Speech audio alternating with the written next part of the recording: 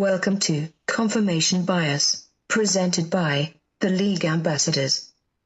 I'm Ambassador Kenny Ken, and UK boxing sensation Anthony Joshua has a chemical dependency, and that's my confirmation bias. I'm Ambassador Junior Blue, and I just got off vacation, and I'm here to tell you, you cannot sprint a marathon, and that's my confirmation bias. Truth tellers. I'm Ambassador Dad, and I can assure you after this weekend, a bunch of dads have thrown away their gym membership, and that's my confirmation bias. I'm Redo, and first shout out to Chief Diplomat Nutso. But tell your homeboy, fuck the Colts, and that's my confirmation bias. And I'm Ambassador Chef Curry, and I'm happy to announce that after Sunday's Twitch session, that Redo finally knows what it's like to have an Omar in the room. And that's my confirmation bias.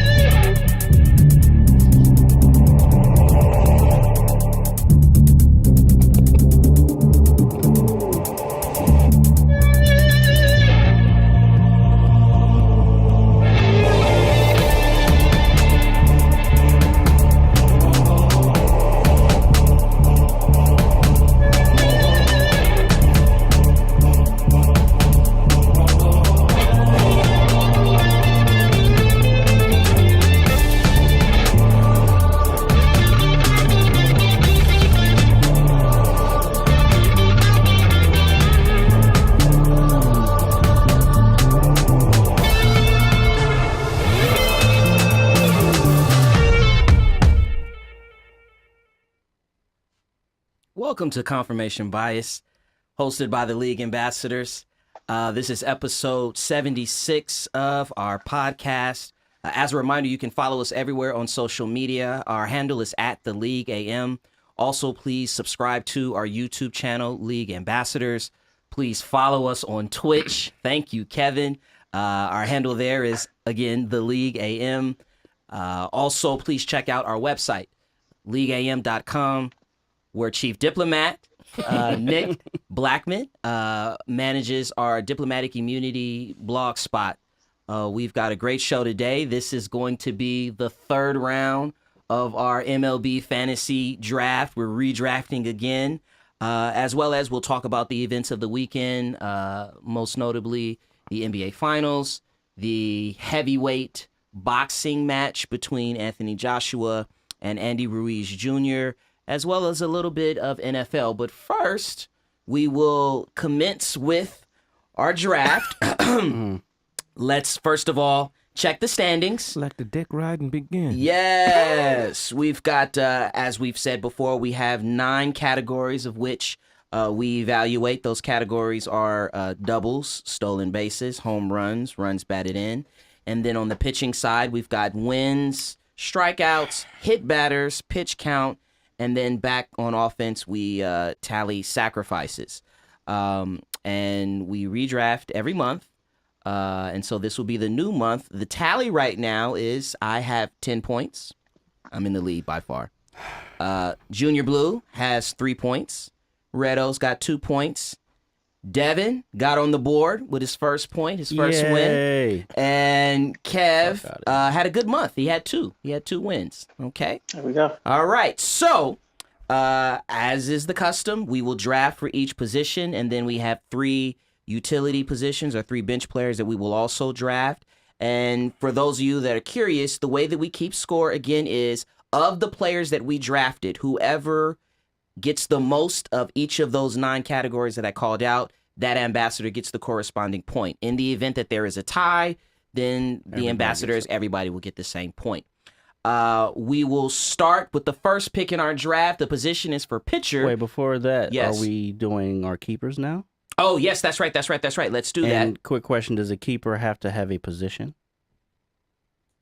Can they be a utility player? I feel like this is a trick question. No, but it's the player. Yeah, you can keep the player or or not. Because remember last time we had the whole like, oh, my my keeper was a first Oh, baseman, I see so what I you're don't saying. have to draft a first baseman.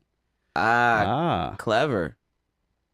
This We'll should just, have been done in pre-show. yeah, we'll just. I just thought about it right now. Yeah, just keep the when player. I found out I had the first pick, We'll Gotta keep throw That's off the my shit you think strategy. of when you in last place. yes, absolutely. Getting on his Patty LaBelle and Michael McDonald all alone. Uh-huh. No, so you can keep the player. For those of you, so what he's talking about, the rule is that each month you can keep a player, but you cannot keep the same player for consecutive months. And so, yes, we will establish our keepers. I'll start with you, Kev. You got a keeper from your team? Yes, I don't have a choice but to keep Mr. Max Scherzer after the month he had. I hate you. That was going to be my number one. You stole him from me. Redo, do you have a keeper from your previous month? No. I didn't think so. Devin, No. you're turning it all over. Yeah. Okay, Junior Blue, Nope. no keeper. I'm keeping Bryce Harper. I think he's starting to cook a little bit. And he won a category 2 at the end. All right, let's get with our first pick. Pitcher, Dad, you've got the first pick. Who you taking? Let me get Bauer from the Indians. You're getting Trevor Bauer from the Indians as your number 1 pick. That is interesting. Yeah. Junior Blue, who's your pitcher? Cole from Houston. You thief. Everybody just want to take my team. You motherfuckers. I'm taking Justin Verlander. Yeah. Kevin, your pitcher. Didn't he just? Well, since I just kept Scherzer, Oh, that's right. So it's my turn, right? It is his turn. It is your turn, Redo. German. German, yeah, ended up being a Yankees. good pick. Yeah, he was in the thick of it coming down the stretch. Now we go to catcher, Junior Blue. Let me get Contreras from Chicago. Contreras from the Cubs at catcher. As my catcher, I want Gary Sanchez. Thank you, Devin. Kevin, who's your catcher? took old Dirty Sanchez off the board. Give me JT Realmuto. Real Muto, yeah. Good luck with that. Thank you. Red O, catcher. Mm. This was one category I know you was looking at. Bim boom. You speaking Swahili now? BEMBOOM. Ben Boom. For real. Who does he play for? Tampa Bay. Oh, yeah. There you go. That's the move. Dad, your catcher. Yasmani Grandal. Grandal. I was looking at him. I was peeping him. All right, first baseman. You want to know who I'm taking? Yeah, Mr. Bellinger. Stay home. Kevin, first baseman. Gonna give Josh Bell some run this month. You know How what? that plays out for me. That's a Yep. great call. He is cooking with fish grease. He's another one like Bellinger, changed his swing and is killing right now. Red O, first baseman. Freddie Freeman. Freddie Freeman. No, I take that back. That's how a draft works. I want Wait. Abreu. Ooh, Imagine Roger Goodell going up to the podium. Pick wasn't in yet, son. The pick wasn't in. I changed my mind. Dad, first baseman. First baseman. Give me a sec. He can't type I'm fast refreshing. enough. I'm refreshing. I'm refreshing. Let's go Mr. Rizzo from the Cubs. Anthony Rizzo from the Cubs. All right, Junior Blue. And I will go Alonso from the Mets. Alonso from the Mets. He had a good month. He got Devin his first win. Yeah. Kevin, second baseman. You got first dibs. I know who you I taking. will. I know who you taking. Do you? Yeah. I'm gonna go Mike Moustakas. Oh, okay. Throw a wrench in there. You don't want to win. Omar, I'm going to go with Dietrich. fuck you. You're welcome. Is that who you thought I was taking? Yes. We gotta give Omar something. Thank you. Dad. Give me 1 second, brother. This internet is kind of slow on the refresh. What happened to all that research you said you did? Yeah, Research went out the fucking it window. went out the damn window. Let me go ahead and let me get Cesar Hernandez, Okay. Phillies. Hernandez, Phillies. Cesar Yeah, Hernandez. I'm gonna be in last place again. Don't even trip. Don't even sweat it. Don't even worry about It's it. fine. I'm gonna be right there with you. Junior Blue. I have a feeling you're gonna take. No, La Stella from the Angels. Oh no, what's who? La Stella. What? Who? La Stella got his groove back. Less He learned as in it less as in from your first name. L.A. La La? Stella. Stella. Mm-hmm. All right, second baseman for the Angels. Definitely got to write that team name down. Okay. So is oh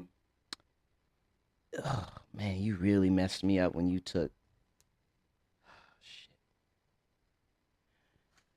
Shit. Is D Gordon a second baseman? He's Yeah. either that or a shortstop. You know, I He's think a he's second second baseman. baseman. Yeah. I'm taking D Gordon. I feel like you keep D Gordon. Nah. Omar had him last month. Who had him? Omar. Oh, Third. Not Ritto. Right. Third baseman. I believe first pick goes to Omar. Yeah, Bregman. good pick. He's cooking. Third baseman, Bregman. Dad. Is Nolan still out there? Yes. Yes, Yes. he is. I will take Nolan. Everybody said it. Yes, he is, motherfucker. Because I was like, I didn't hear him I'm gonna get. get Rendon. Rendon. There are a lot of third basemen that I actually like, so this one is cool. Who we taking next after third base? Shortstop. Okay, just check. This is interesting. Let's try Vlad Guerrero. You know, let's flex a little bit. Junior? Yeah, let's flex a little bit. Vlad Guerrero Jr. Junior? Yeah, Kevin. It's a lot of third basemen out there. It is. I'll go with Matt Chapman. Yep, that's one as I was looking at. I knew it. Or Escobar out of, well, I don't know where he plays for, but Escobar. His name kept coming up. Shortstop. Dad, here you go. Hit it out the park. Yeah. Just checking one other thing. Just checking one Remember other the thing. Wi-Fi is slow. Sure you It are. is. All of a sudden. It is, Motherfucker man. got 300 download speeds, but it's slow all of a sudden. Mm-hmm. Let me go on ahead and get Trevor Story. All right, Trevor Story. Junior Blue, I'm worried about you. Let me get Baez. Oh, thank you. Yes. Yes. Let me get Xander Bogarts. This is the guy I wanted. Shit. He is smoking. Kevin. We on shortstops, right? Shortstop. Manuel Arturo Machado. Has he taken off Is he yet, playing Redo? shortstop? I haven't been paying attention to him. Fuck him. I understand that. So who you taking as shortstop? Torres, the Yankees. Yeah. Torres, Yankees. He's also playing well. All right. Now we're going outfielders. We're going to the first outfielder. Dev. Junior It's Blue. Leslie. Oh, Junior Blue. Mm-hmm. Mm-hmm. Let me get Meadows from Tampa Bay. Meadows from Tampa Bay, outfielder. All right. Do I have to pass because Bryce Harper is my keeper? Or do I get to pick one and I just get to choose when I get to pass? I think you don't get a pick. Okay. So Bryce Harper is my keeper. That's fair. Just had to ask. Kevin? Someone kept. Did someone keep Bellinger? Oh, he's a Yes. first baseman Sometimes. on my team. Got you. Well, I will take from the Baltimore Orioles. Trey. Boom, boom. Mancini. Mancini. Outfield. All right. Omar. Is Yelich hurt? He's not hurt. He's just, he's not Bellinger. Jock Peterson. Man, I thought about him, but are they playing him they are playing him a lot. They're playing him every day. Is he playing every day? Just about. 18 home runs. Yeah. That. You just gonna have to bear with me, brother. That Mike's speed is tripping right now. That's cool. And he's No. batting 275. It's not bad. His own base, last time I checked, was like 330 something. They, you know, 368 now. it's working out for them. because he's walking. It's work. Yeah, he's getting walks. You ready, Dad? Not quite. Let me. Shit. All right, we gotta One start more. the clock. 10. Oh, come on, don't do that to me. 9. No. I'm surprised Omar wasn't the one that said it. The 7. ball just got hit the rim, Dev. That's all. 6. Ryan Braun. Wow. That was like an Omar reach back. Had the best average Ryan in the. Let me get Brantley. Brantley Houston. from Houston is balling. Look at Les. I don't have no notes, but you know, I'm gonna take Chris Bryant. That was like just a spur of the moment sort of flair thing I got. Kevin. Mike Trout, at some point. Right? That's what I said. Come on, bro. At Desperation. some point. Omar. Feel it. Is Rosario gone? No. I'm taking Rosario, Minnesota left fielder. They're mashing the ball, by the way. For real, for real. Dad, second outfielder. Michael Brantley, Astros. He's gone. Oh, thank you. Your partner to the left. Sorry. Yeah.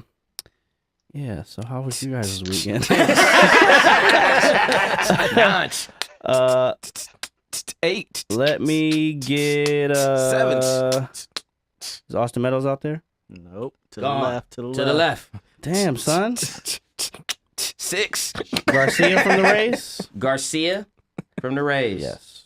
I'm going to definitely write that team name down. Tampa Bay. Aviseo Garcia. Yep. Junior Blue. Don't take a player I want right now. I'm thinking of a probably won't. player. All right. Let me take Springer.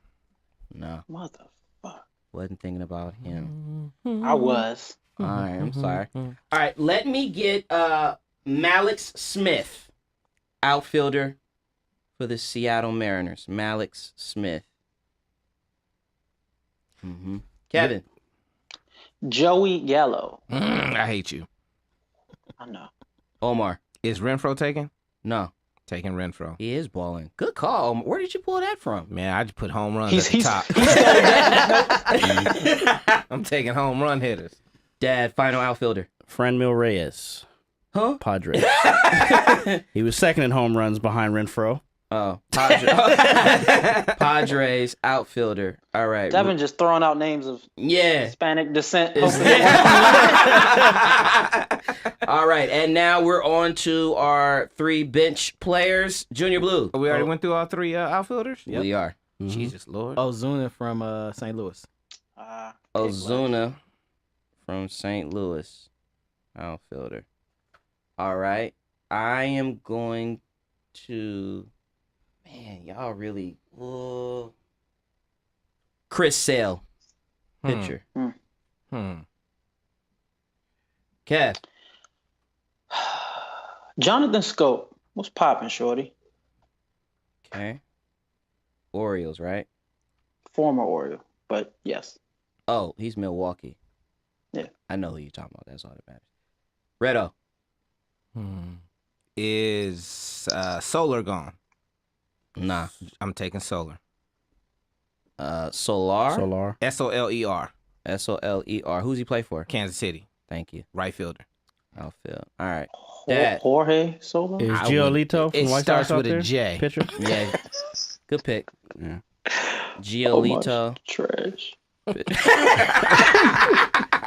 Junior Blue. Renfro from the Padres. He's out. He's gone. Oh, he's gone. Yeah. Oh, okay. Guys, we really don't listen to each other. We gotta It's listen hard, to man. each other. Trevor more, man. Story. We listen too much. He's gone. We listen to each other too fucking much. Hey, Jock Peterson just scored on the error. All right. I saw that, but I just want to. Yeah. That counts, right? Jesus. No, it doesn't. No, That's Don't today. count I for already shit. picked him. It came after I picked him. it doesn't fall into a category. Junior Blue. Probably why. Fuck your category. Let's see here. We gotta dig deep for this one. Escobar from the Arizona Cardinals. Good pick. Escobar. Eduardo Escobar? Yeah. Mother. Sure. That's funny. Let me get JD Martinez. Not his brother JT. Nah, I want JD. Kev. Gleyber Torres. He's Joe's gone. brother. He's gone. For the Yankees. He's gone. For the- That's yeah. why I had an X through his name. You picked Xander Bogaerts, right? Long gone, brother. Long gone. Yeah. Okay. That was a question. I'll take Max Muncy. Oh, wow. Yo, and we got another Max Muncy this year. Who is this? Not only Will Smith, but the other one. Hey, but Will Smith was highly touted. Yeah, he Max was a rookie, yeah. Max Muncy came from fucking But nowhere. who's the other one? It's Will Smith. Betty. Yes, who is Matt Betty? And we find him every year, don't we? Oh, my That's why we keep God. ending up in the World Series. How's Baltimore doing? All right, We that got the was same. my pick. We got not the y'all. same amount of World Series y'all got. Red O. He belongs to me now. Is Chapman taken already Long gone. for the third baseman for Oakland? You think I'm just checking. Hey, I don't know none of these mouths. You know what? I'm gonna take Turner. Get out, Omar. Turner? Yes. You might as well run it back. Wait, he gonna heat up eventually. That's funny. Dad. Is Mr. Hosmer still out there? Eric? Yeah, he is. Hosmer? Yeah. You just gonna raid the Padres, huh? Hey, can you tell me who I took as my pitcher? Your pitcher was Jermaine. German, German. or was it Jermaine? You What about 1, Jermaine? 2, 3, 4, It's 5, Jermaine. 6, You gonna keep it that 8, way. 9, 10, 11. Okay. Final pick, Junior Blue. 1, 2, 3, 4, 5, Mondesi. 6, 7, 8, 9, 10, 11. No, it's not your final pick. And you did take Mondesi. Excuse me, guys. You let him hang out there all that time, I huh? thought somebody took mine this year. Nah, no one took him. 1, 2, took him 3, last 4, time. 5, 6, 7, 8, 9, I 10, heard 11. somebody- that's why I So said Raul. this is me. I'm starting the final pick, and my final That's when he said who led in stolen bases. pick, man, he was out there. That's my final pick. Yeah, 1, 2, 3, 4, 5, 6, 7, 8, 9, 10, 11, 12. Yes, sir. You're right. My final pick will be Jake Odorizzi, pitcher for the Tampa Bay Joints. And I'm done. Kevin, final pick. Same team, but I will go Mr. Charlie Morton. Charlie Morton. Yep. Omar, final pick. I will take the number one pitcher over the last 2 seasons, ERA wise, and that is Mr. Hyun-Jin Ryu of the Los Angeles Dodgers. Oh, that's cute. Devin. Cute. Chris Bryant. Huh? Chris Bryant. He's gone. Is he? That time. All right. 22, 30. Sorry, guys. It's been a long ass day. And my guts is bubbling.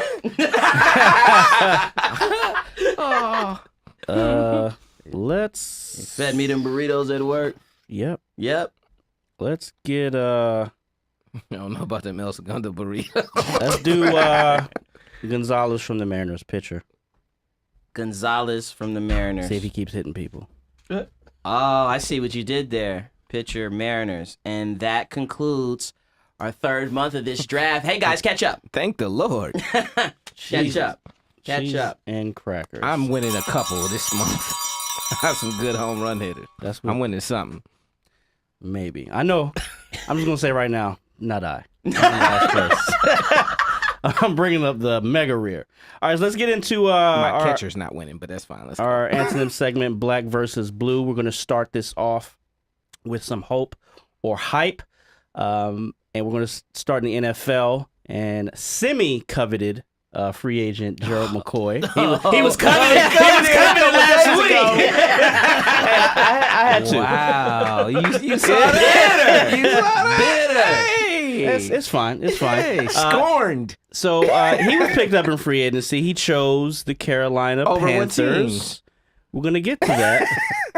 But he chose the Carolina Panthers. Is that hope or hype, Omar? It is hope because Gerald McCoy is a talented player. It's just that his contract was bigger than the talent and at his age, and he's going to a place where defense is coveted. So I think he picked a place where he wanted to get a chance to play and not just be a rotational player. So I think it's hope because I think he still has some stuff left in the tank. Kev, hope or hype? Yeah, I would say it's hope. I mean, he's going to a team that I may have cursed last year, but they were 6-2 before. I gave him the kiss of death. I think Carolina has potential to go somewhere, and then you add to the fact that he gets to play his old team twice in one season. They play Tampa Bay in week 2.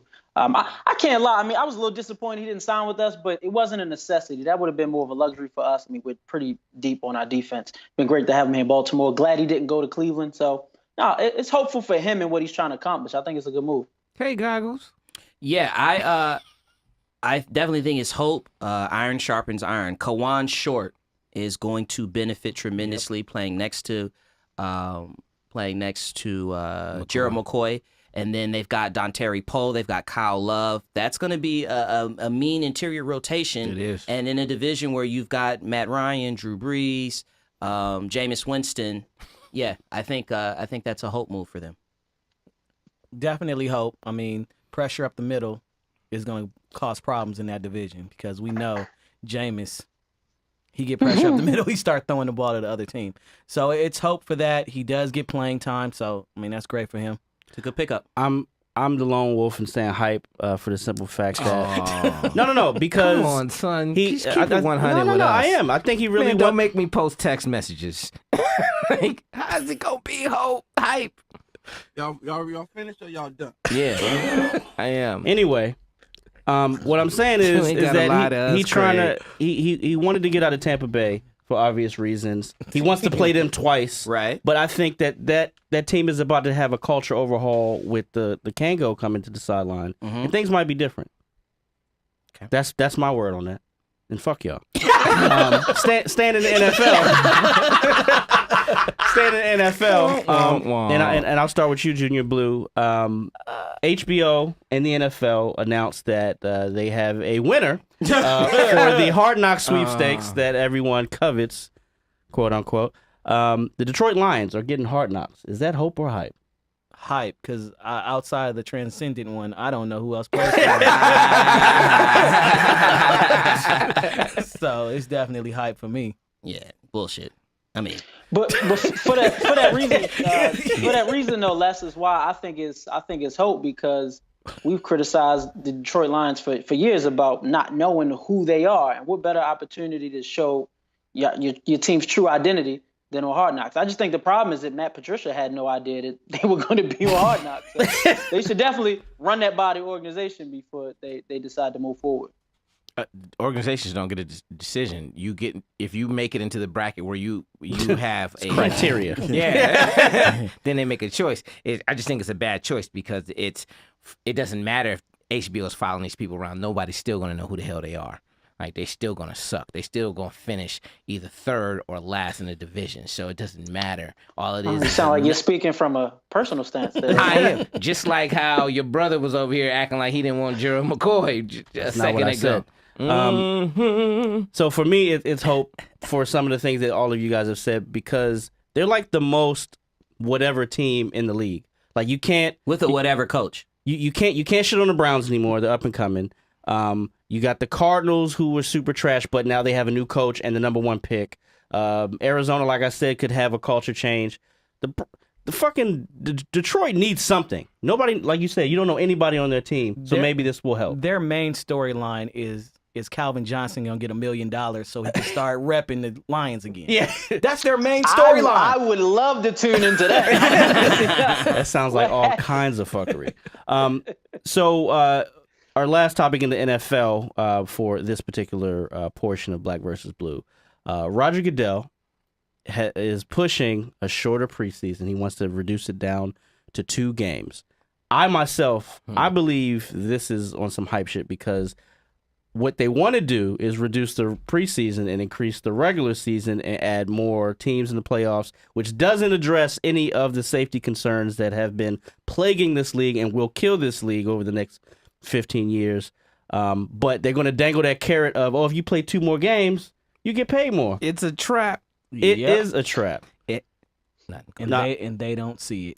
I don't think it has anything to do with what you're saying. Not anything. I think it's mostly a negotiation ploy.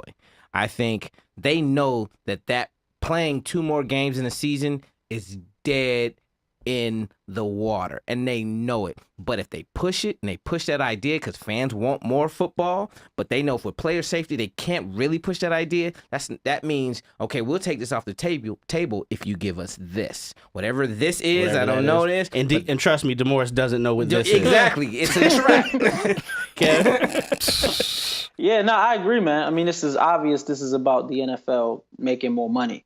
But I think they continue to overlook the fact that this is going to dilute the product on the field. It's going to impact players in terms of safety and injury. I mean, we've already seen this happen every year, how often players get hurt because of the restrictions that they have on OTAs and practices. And now you're going to add 2 more regular season games.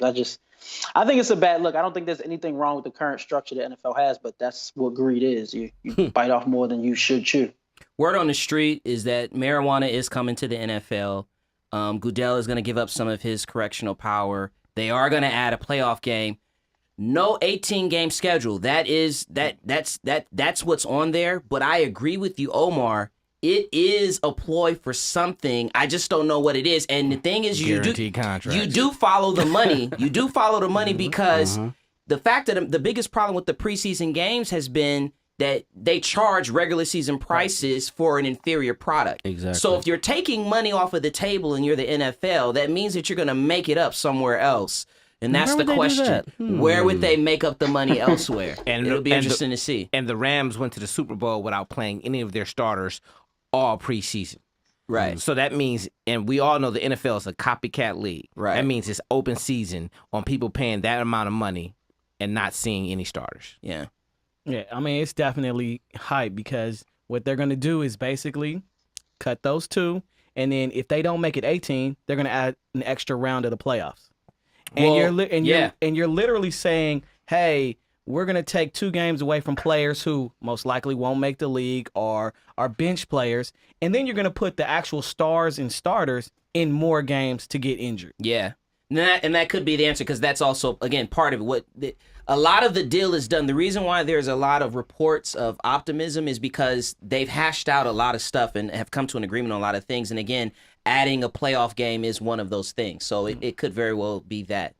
But I think it's something else. Kev, I'm going to start with you. We're going to hit or flop. Golden State Warriors won Game 2 in an interesting fashion. We watched it in the man cave with a very interesting set of circumstances and crowd within the... Fuck the Colts. Straight like that. Fuck Indy. So now the series shifts to the Bay. We're back on the West Coast. 2 straight games. We have the 2-2-1-1-1 format back. Yep. Is it a hit or flop that Golden State take control of the finals now?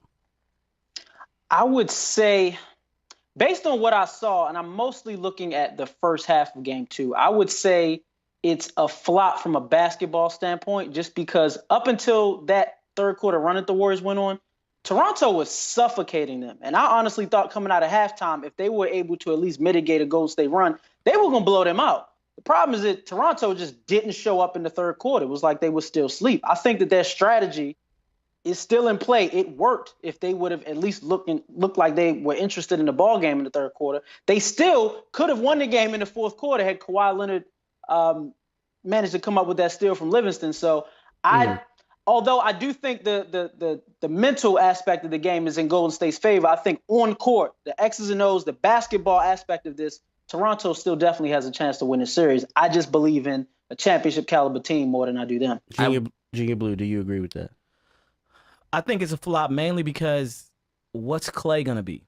Is he going to be able to run off screens? I mean, as soon as Clay went out the game, they went to a boxer run. I mean, they said he might play, but he's still going to be hampered. That crazy motherfucker's playing. But that's what I'm saying. He's still going to be hampered, though. He's not going to run off screens. He's also not going to be guarding Kawhi the way he can guard him. So he's not going to be the same Clay. So I don't think they just have the ability to just take over the series. I completely agree with what you said, Kevin. I think what happened in Game 2 is Toronto got down on themselves because they couldn't make a shot and they stopped playing defense. I think that they reset, they regroup. I agree that it is a flop Klay Thompson being hurt. We've seen guys try to gut it out on a hamstring in the NBA. It don't work. And yeah, I think that they have the pieces in place on the court to be able to get a game on the road. But it is still an outstanding question mentally. Can they do what needs to be done to stay in the game to finish it? And Omar, KD may come back game 4. Seems like they don't need to rush him to game 3. Does that have any bearing on this? Has a lot of bearing on it, but I still think you guys are underplaying or not giving Golden State enough credit, because one thing about Golden State is they play the numbers and they realize that they think they can play their ball and they're going to make more shots than you. They, like game 1, Toronto came out and Siakam had a career game. Golden State thinks that's a career game. That's not going to keep happening. And they were in the game until the very end. So if that's going to happen, and game 2, what? He didn't have a career game. They play those numbers, and I think all they have to do is get back to KD. And once KD comes back, it's a wrap. They falling apart. Yeah. Iggy injured, Looney's out, Clay's hurt. Yeah, but the time in between games is giving them enough to heal. And then you add Boogie, who was a pleasant surprise in game 2. Yeah, let him see. Let's jump to that. Is he the X factor for them? Me personally, I think it's a hit just for the simple fact of the things that we were getting to about the health of the team. He brings that extra body. He was actually good in that game, although we did see some questionable shit because he's just not in playing shape. It ain't questionable. The motherfucker just can't jump. It's not even playing shape. He can't jump. Yeah, he's that Mac shit is over. He is a skilled big man. Exactly. It's a hit because of that. He is a skilled big man. Literally, he only had that one run in the second quarter, which kept them in the game. But it's sad watching him play. What helped him, I think, in retrospect, what helped him was Looney getting hurt. Because you could tell he was playing, he was pressed, he got those 2 quick fouls, he got sent to the bench. Looney gets hurt, now all of a sudden, they gotta play me. Because if it's not me, it's Bogut. They can't go any smaller. Giving you 3 minutes. Yeah, they can't go any smaller, and I think that freed him up mentally. But now you have put the bullseye on your back, and Toronto is going to exploit all the things that you're talking about in terms of not being able to move. It was a struggle out there. Yeah, and I agree. But my approach would be, okay, you got some confidence in Boogie, and now you're going to have to rely on him. I'm going inside to Boogie to start the game, the same way the Lakers used to do with Pau Gasol. I'm feeding him until either Gasol gets in foul trouble or they collapse the paint. And if Golden State can somehow have a post presence and kick the ball out, this series is over. I don't care who's on the court. The series will be over, which is why, Omar, to the point you made a few minutes ago, I completely agree with you. My opinion on how this series plays out doesn't change. I just think it's going to make things a little more difficult for them if they have to rely on somebody that's not in basketball shape. Omar, speaking about people staying on the court, Kyle Lowry. Foul Lowry. Is his foul trouble a non-factor for the Raptors? Hit or flop? It is a flop because it is a non-factor because they play just as good when he's sitting on a bench, or if not better. So it doesn't matter. And Kenyon, why is that? Because Fred VanVleet is balling the fuck out. That's why. Yes. But it still is a factor, I think, and so I think that particular point it's a hit because they need Lowry's veteran presence. They need Lowry will take critical shots. He'll take a charge. He's in the right position defensively and on the road. And I'm not knocking Fred. I mean, Fred VanVleet has been balling on the road. It's guys like Kyle Lowry that are going to make a difference. So he's got to find a way to stay on the court for sure. He has to decompress before the game.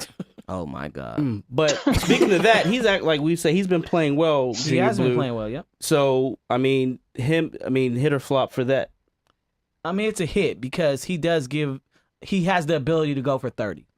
And that's something that very few people on that squad besides Kawhi have the ability to do. Siakam did it in game 1, but really, how many times have we seen that? That was a career game for him. What's his name has gone 3 times over 30 in these playoffs. So he has that ability, and that's something they're going to need, especially in Oracle. He has the ability. He's never done it consistently, and that's what his problem is. Yeah, and again, that's why I made the prediction I did. Is that I like Kyle Lowry. I want him to succeed, but his 3 30-point games occurred over a 3 month span. It's like he isn't consistent with it. And for me, this is a flop because, I mean, for the last 3 or 4 games, Kyle Lowry's bedtime has been with 5 minutes left in the fourth quarter.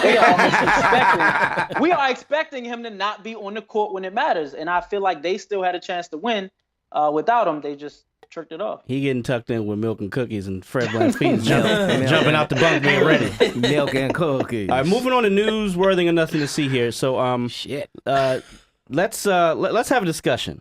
I think this is best done this way as opposed to just running through the shit. So as Kenyon said in his confirmation bias, there may be some doping afoot. I think he's a doper. So He just don't know it. whoa, He don't even know it. yeah, he don't even know. So again, he getting Rick Ross.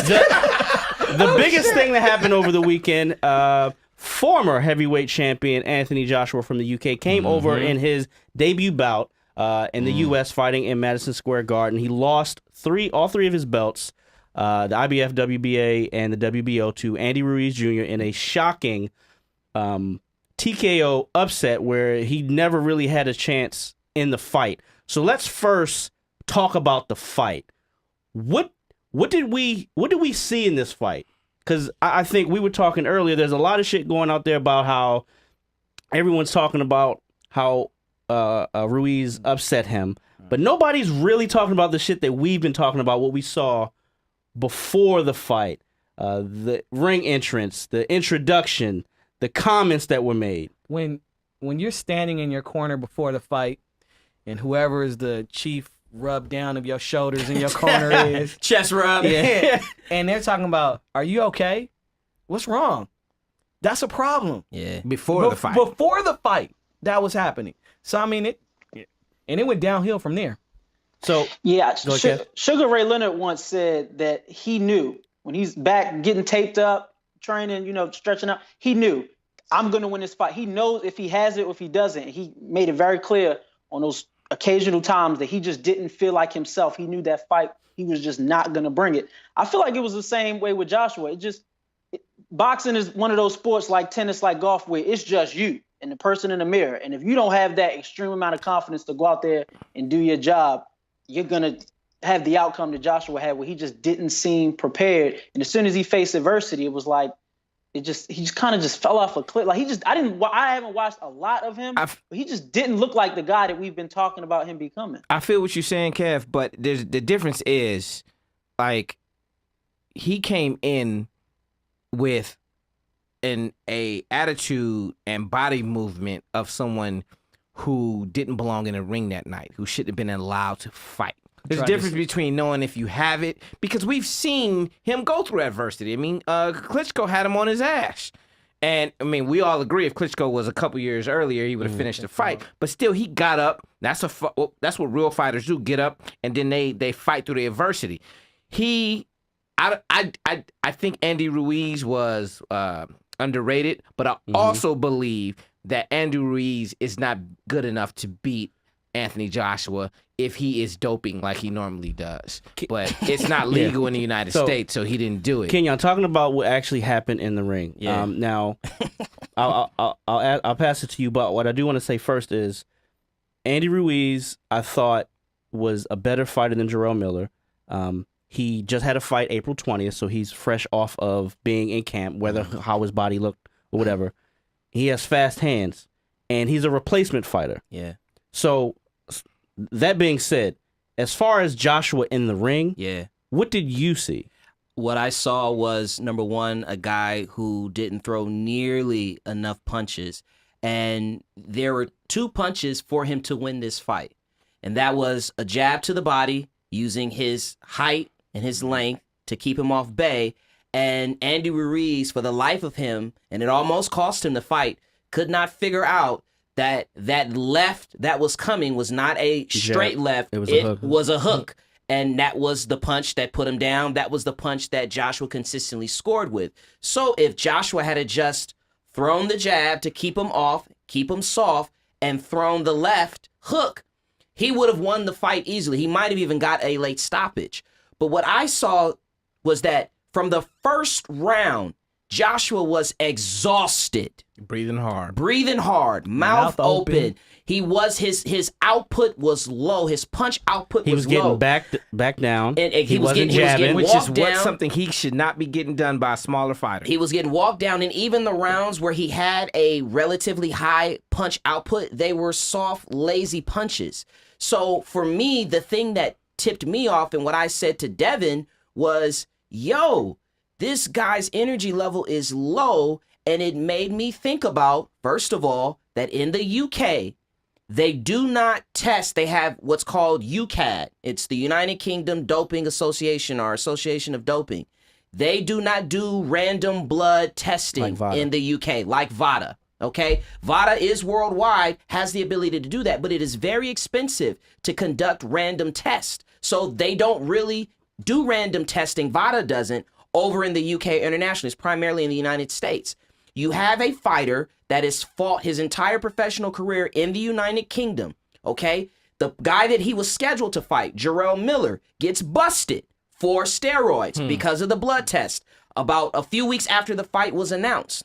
So what do you have to do? You say to yourself, and Junior Blue made the point because of some of the conversation that was happening in the ring that it's possible that maybe Joshua doesn't even know that he's being doped. Right. I think he does Why do because I feel like this? Why do I feel like I think this? he does because what I believe is happening, I believe it's involving the blood, it's EPO, the same shit that cyclists use for endurance.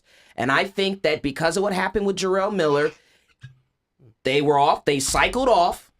He wasn't cycling during camp. He obviously wasn't cycling for the fight. That would explain the lack of endurance. I believe that we're going to find out that this man was doping and has been doping. Here's a wrinkle and something that when we first talked about that, I said that makes so much sense. But then after that, a whole bunch of shit has come out. So which he usually does after a bad loss. So rumor has it's all been confirmed that a Philadelphia heavyweight named Joey Dawajuko, I know I'm butchering that, but we've seen him fight Brian Jennings before he lost to Brian Jennings, that he KO'd Joshua in sparring. So we all remember a few days before the fight. Confirmed it? It's everywhere. It's all been confirmed. Did he say it? Because he's not going to say it. I believe Joshua's people is going to put all that out there. That's all I'm saying. Okay. So here's the thing. I have something that can kind of help with that. Okay. So do you remember the interview that he had with Radio Raheem when he had the marks on his face a few days before, and he was like, "What's that on your face?" And he evaded the question, and said, "Oh, that's physio, that's recovery, that's all this kind of shit." So they look weird because it looked like you got touched up, but every time you get knocked out, you have a concussion. And what I found out is that a way to help alleviate concussion is to get acupuncture on your high cheekbones, which is where he had the mark. So there's that. There's the fact that his dad, which we watched before you guys got here, got into an altercation with Eddie Hearns, basically saying, I told you I didn't want him to fucking fight. They didn't want him to even be in New York. To your point, Omar. They didn't want him to be there. And then Joshua, you can see it in the video, him saying, I'm the fighter, I chose to fight. Now, I've had acupuncture before, never on my high cheekbone, but it doesn't leave marks like that. I don't know if it does on your face, but it doesn't leave marks like that. So I understand that, but it doesn't leave marks. The thing that makes more sense to me is, even if he did say he did get acupuncture, whatever, the thing that makes more sense is if he's not doping, that's the reason why he got knocked out. So it comes back to that. It comes back to that, and let's paint the picture of why this fight was so important for Anthony, and less for Anthony Joshua, more for DAZN and more for Eddie Hearn. Why this fight was important because, again, as I said, Anthony Joshua has been primarily a UK fighter. If you are into boxing and you love boxing, you know who Anthony Joshua is. If you are a passive boxing fan, you may or may not know who Anthony Joshua is in the United States. He's not popular. This was supposed to be his coming out moment for United States boxing fans. He came out all right. He's popular now. And for all of the wrong reasons. And this was supposed to be part of the buildup to him fighting Deontay Wilder. So for him to take this loss in this way, it's a tremendous setback, not necessarily for Joshua, but more so for DAZN and more so for the pocket potential of Joshua in terms of making this big fight. So Eddie Hearn still pushing through with this, probably a combination of hubris, thinking that he was still going to be able to take care of Ruiz, but also because this was a huge part of the plan to make this a significant fight. Yeah. So where does boxing go now? Because I mean, I kind of always love how they have this set up for whether it be Wilder or Fury or whoever, and that guy doesn't show up, and then now we're left with this void to fill for this lead up fight. Like where does boxing go after this? There is no void. Like, people have gotten into the Floyd Mayweather thing, like boxers not supposed to lose. Boxers get their ass beat. It happens. If you fight people, you lose. As long as Anthony Joshua comes back and dopes before the fight and knocks out Andy Ruiz and gets his belts back, he's fine. It's still going to be a big fight. Yeah, it's not so be like as boxers big. lose, it happens. But as long as the rematch, he comes back and does what he's supposed to. In November and December, well, right? Something like that. They haven't confirmed the date yet, but they did confirm that the rematch clause has been activated. Throw that monkey wrench, And- Dev. Throw that monkey wrench. So, to your point though, Kevin, where does it go? There is now 4 people that people want to see Ruiz now because it's a good story. But with Ruiz, Kenyon, Throw that monkey wrench, Dev. Throw that Ruiz monkey is wrench. represented by none other than God himself, Who is he represented Who? by? Al Heyman. Al Put some Heyman. respect on his name. So that is huge because, well, for one, it doesn't affect anything with the rematch because that has to take place. Yes. Should Ruiz win again, which it's possible because his style is difficult for someone like Joshua. The hands are fast. It's possible if it's back here in America. I mean, we'll see. We will see because Joseph Parker gave Joshua everything he can handle. He just wouldn't let his hands go. And Ruiz, I think, beat Parker when they fought. So let's see what happens. But if some shenanigans goes down, then till this day, I mean, I listen. Till this day, he will have all the belts. I have no reason to think that Andy Ruiz wouldn't follow through and honor the rematch yeah, because clause he would get sued out his ass. that is there. And he just made his money. and He Al told ain't his- gonna pay all He that. told his mama, we ain't got to struggle no more. and not only that, but you're playing chess, not checkers. And so Al Heyman, because I think the thing that Anthony Joshua did lose, Kevin, as a result of this, is he lost all the leverage in terms of being able to negotiate with Being Deontay the Wilder. A-side. Exactly. But it's still an interesting wrinkle. I will reserve judgment until I see that a date has been confirmed that Ruiz is actually going to have the rematch with Joshua at the end of the year. Having said that, yes, you back in the UK, you get back on the dope. It's a spectacular knockout. And now we're right back in the mix. But what will be interesting is that you do know that when the fight does get negotiated between here. Wilder and Joshua, I'm sure there, and Deontay Wilder might not care, but there is going to He be a the A-side rematch now, so There- he doesn't there's- have to care. He that's gets to- true. he just So he demands- could say But that here- the fight is only here But though. here's another wrinkle. Unless it was already negotiated in the contract that the rematch would be in the UK, Andy Ruiz is the champion. He don't have to fight in the UK. Andy Ruiz is still going to be the B-side. Doesn't matter. He's a champion. He doesn't have to travel. I'm sure If there's all a of that is rematch, it has to be negotiated in the contract already, or that the rematch is going to happen. I'm going to because- say that it's a negotiated contract that the rematch is going to be in the UK because they know what they're doing. So if you know that if you know you doping the horsey and the horsey bucks the jockey off, which is what happened. He has the belt holder has a mandatory with the IBF and the WBO, and they've already said they will gladly step aside to let this course rematch they have. happen. Yeah. And the IBF don't never do that shit because Right. they hard up. Yeah. So, But yeah, the rematch can happen. As a champion, you have certain say. so do you think it's a different fight, dope or not? With dope, it's a different fight. Yes, Absolutely. Yes. yes. Yeah. He knocks him out. You don't think the hand speed plays a part? No, because he has the energy to move. Because he punches more. He wasn't punching. He wasn't Yeah. punching. Yeah. Okay. All right. Well, we shall see, but I know motherfuckers are ducking and hiding on the UK boxing blogs this week because they were talking big shit. And we did say that it was going to be a pressure fight for him to kind of look as good as Wilder did Right. a few weeks ago. Right. Moving on to reparations or some form of something like that. That's funny. The NBA has been talking about possibly changing the name of the people who write the checks, which is called owner of I like how you the finesse team. that. Kevin, is this newsworthy or nothing to see here? It's absolutely newsworthy. I mean, just for the simple fact that words mean things in 2019. And I think that the dangerous part, though, about this situation or just, racism in general is that when there are people who don't think certain things are racist, when there's you automatically assume that the power dynamics of an owner being a white person and labor are being people of color, you just assume that that's just how it's supposed to be.